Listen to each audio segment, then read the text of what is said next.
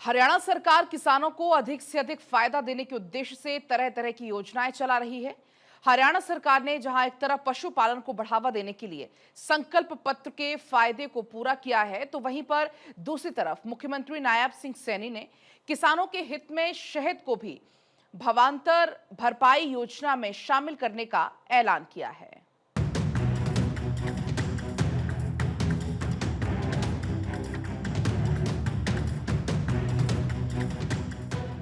मुख्यमंत्री नायब सिंह सैनी ने किसानों के हित में बड़ी घोषणा करते हुए कहा कि बागवानी फसलों की तर्ज पर शहद को भी भावांतर भरपाई योजना में शामिल किया जाएगा। उन्होंने कहा कि रामनगर स्थित एकीकृत मधुमक्खी पालन विकास केंद्र में शहद की बिक्री की व्यवस्था की जाएगी। वहीं पर भंडारण और गुणवत्ता जाँच की सुविधा भी उपलब्ध कराई जाएगी।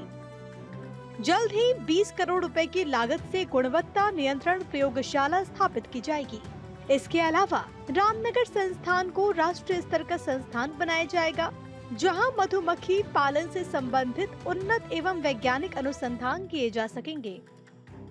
ये डबल इंजन की सरकार आदरणीय नरेंद्र मोदी जी के नेतृत्व में केंद्र सरकार ने एकीकृत मधुमक्खी पालन विकास केंद्र जो रामनगर में 20 करोड़ रुपए की लागत से गुणवत्ता नियंत्रण प्रयोगशाला स्थापित करने की मंजूरी भी इसको दे दी गई है, जिसके ऊपर 20 करोड़ रुपए वो लगेंगे।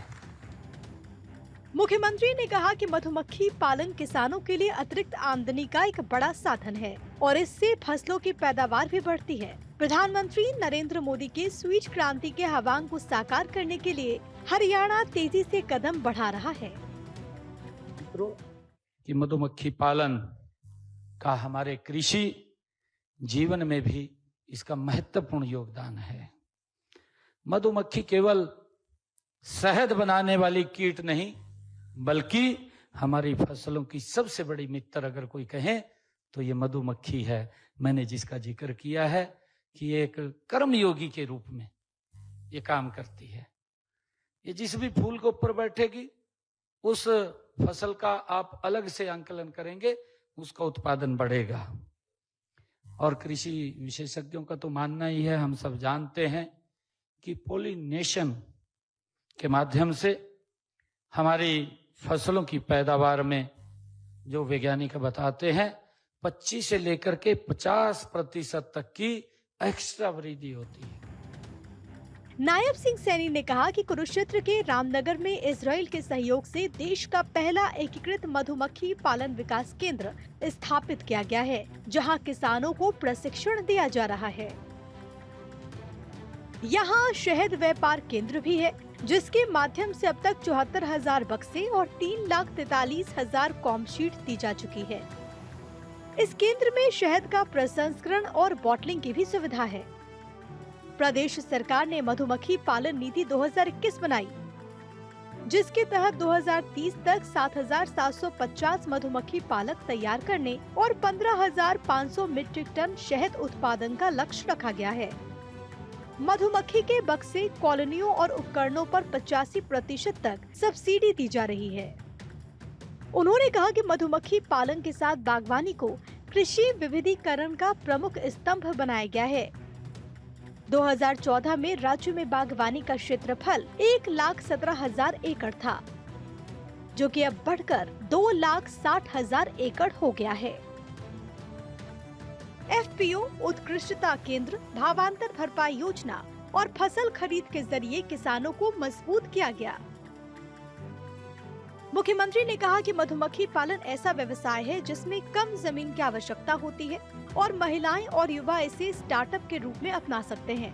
उन्होंने युवाओं से आह्वान भी किया कि हनी ब्रांड लॉन्च करें और ऑनलाइन मार्केटिंग से अपने उत्पादों को वैश्विक बाजार में पहुंचाएं। सरकार हर कदम पर वित्तीय सहायता और तकनीकी मार्गदर्शन देगी। आज यहाँ उपस्थित युवा किसानों से भी ये आह्वान करता हूँ कि मधुमक्खी पालन आपके लिए एक आकर्षक स्टार्टअप का अवसर है।